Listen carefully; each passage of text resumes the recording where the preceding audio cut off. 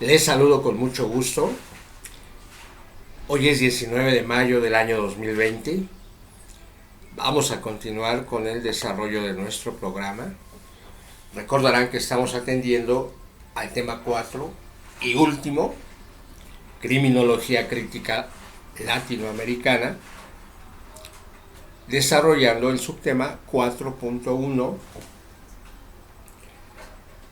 desarrollo de la criminología crítica en Latinoamérica, funciones y características. El día de ayer iniciamos con una primera parte. El día de hoy lo hacemos en una segunda parte para profundizar en el conocimiento y posterior continuar con el desarrollo del siguiente subtema, que es 4.1.1 México. Después sigue 4.1.2 Venezuela. Y finalizamos nuestro programa de la materia con el 4.1.3 Colombia. Ese es el penúltimo, 4.1.3 Colombia.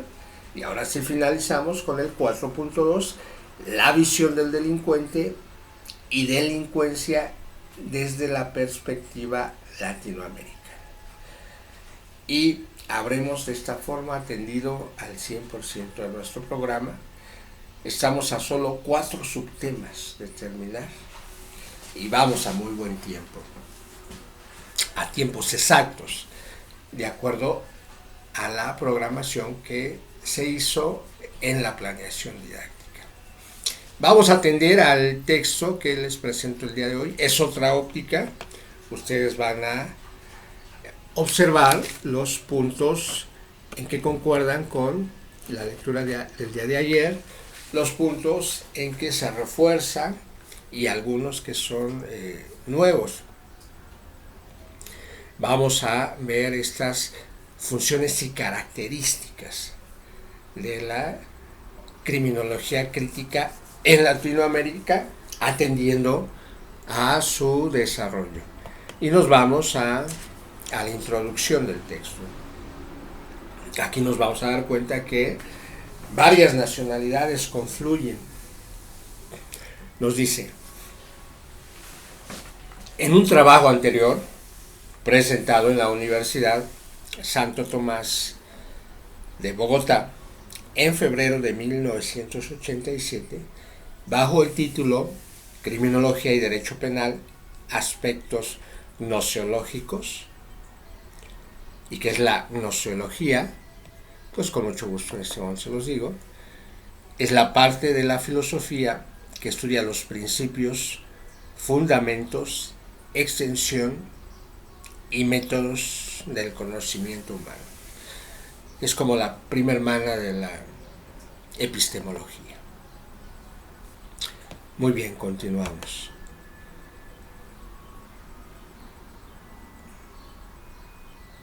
Retomo el punto, cambié de hoja y aquí estamos ya. Retomo bajo el título Criminología y Derecho Penal, aspectos gnoseológicos de una relación necesaria en la América Latina actual, con motivo de la celebración del seminario sobre Derecho Penal y Realidad Latinoamericana.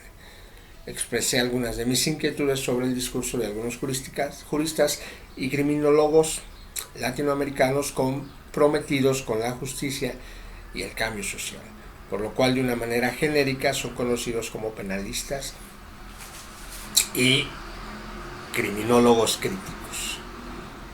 Ello fue posible gracias al debate publicado en la revista argentina Doctrina Penal y que, como se recordará, fue iniciado por el jurista chileno Eduardo Noboa con un artículo intitulado Desorientación epistemológica en la criminología crítica. La primera respuesta a sus planteamientos la obtuvo de la criminología venezolana con Lola Anillar en un artículo que lleva el nombre El jardín de al lado, o respondiendo a Noboa sobre la criminología crítica. a la cual Novoa replicó de la misma revista con un segundo artículo llamado "Lo que hay al lado no es un jardín". Mi réplica a Elian Iyar.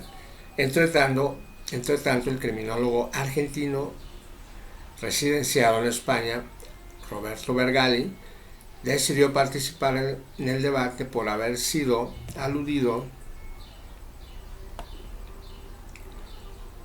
Así escribió un artículo que intituló "Una intervención equidistante, pero en favor de la sociología del control penal".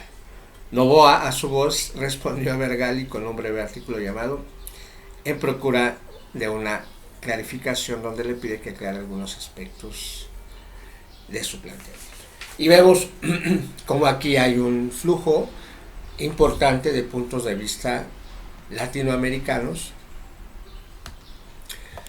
Y vamos al apartado 2, que está en la página 5 del PDF.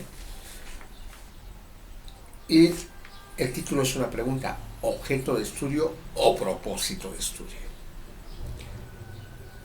Esta breve síntesis que se ha presentado sobre los principales debates de la criminología permite demostrar que el panorama es bastante complejo. Responde en parte al cuestionamiento general de las ciencias sociales en aquellos años, así como el dilema objetividad-subjetividad. Esta situación ha dado motivo para que, en el caso de que la criminología crítica se la invade, calificándola de subjetiva y política. Quienes así piensan ignoran, sin embargo, que la criminología como tal siempre ha sido una disciplina política. Este es un planteamiento que hay que tomarlo mucho en cuenta. Enseguida lo vamos a atender, pero es muy cierto, Hablando de una criminología dentro de un Estado, es una disciplina política. Los conceptos delito y delincuente son resultado de definiciones y procesos sociales. ¿O acaso el derecho penal no responde a la política de un Estado en un momento determinado? Miren ustedes, cualquier saber que pretenda ser científico debe delimitar su objeto de estudio. Pareciera, sin embargo, que, al menos hasta ahora, la criminología crítica ha caído en la tendencia a mezclar las razones ideológicas para estudiar un área empírica, llámese criminalidad o criminalización o ambas, con el rigor y los protocolos epistemológicos necesarios para fundamentar su análisis radical, tal como lo señalan acertadamente los británicos Bankowski y Young.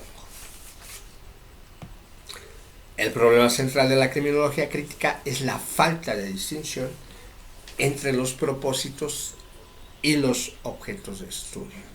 Su excesiva concentración en los propósitos da lugar a que el trabajo de los criminólogos críticos sea epistemológicamente reduccionista y relativista.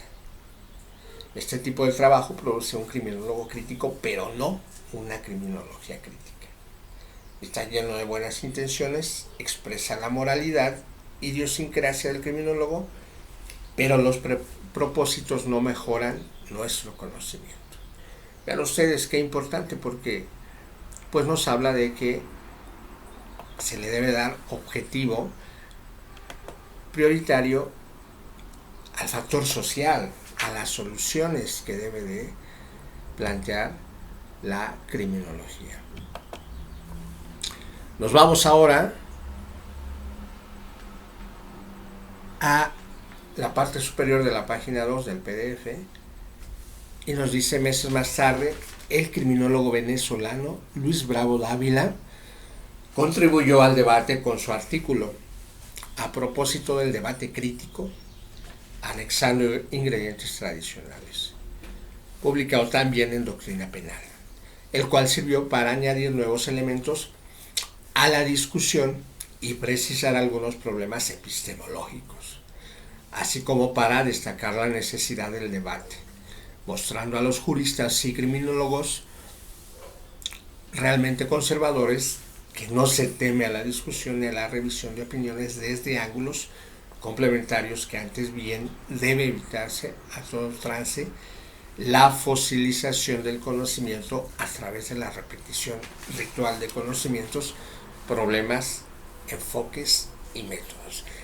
Y este es un problema tremendo de la doctrina, en donde simplemente se repiten los conceptos y se repiten los conceptos y se repiten los conceptos, y se darán cuenta ustedes que, por ejemplo, el libro de álgebra de Baldor lo llevaron ustedes y lo llevé yo y lo llevaron tantas generaciones hacia atrás. Es cierto que los buenos libros perduran en el tiempo, pero es cierto también que debe de haber nuevas propuestas siempre, y buscando siempre una adecuación al momento social que se está viviendo. Continuamos la lectura ahora en la página, dentro de la página 2 todavía, en el apartado 1, en donde nos menciona primero los antecedentes. Antes de intentar responder, es importante señalar lo absurdo que hubiera resultado formular estos interrogantes cuando solo existía la criminología positivista. Sus promotores se limitaban a describir una sociedad simple, compuesta de los normales y los otros, los delincuentes. Su objeto de estudio era muy claro, y en este sentido, tal y como apunta el criminólogo venezolano Luis Gerardo Gabaldón, el hecho delictivo se concibe como una entidad fáctica bien delimitada en cuanto definida como tal por la ley, y por consiguiente un objeto de conocimiento en sí mismo no cuestionable. Es cierto que podía abordarse desde muchos ángulos, con lo cual se desataron aquellas estériles disputas académicas entre la biología criminal, la antropología criminal, la psicología criminal, la sociología criminal, etc., que solo sirvieron para impulsar la venta de libros que repetían los mismos discursos y anécdotas. El resultado fue una profunda confusión, lo que obligó a que algunos de sus defensores, sí, para la criminología positivista o del paso al acto, el objeto de estudio era el delincuente. Para la criminología interaccionista o de la reacción social, sería las definiciones y su interrelación con los niveles intermedios del control social: policías, funcionarios de tribunales y de prisiones. En otras palabras, la relación crucial entre el hecho delictivo y la respuesta que origina la conducta delictiva se verá como causa de la definición de los normales.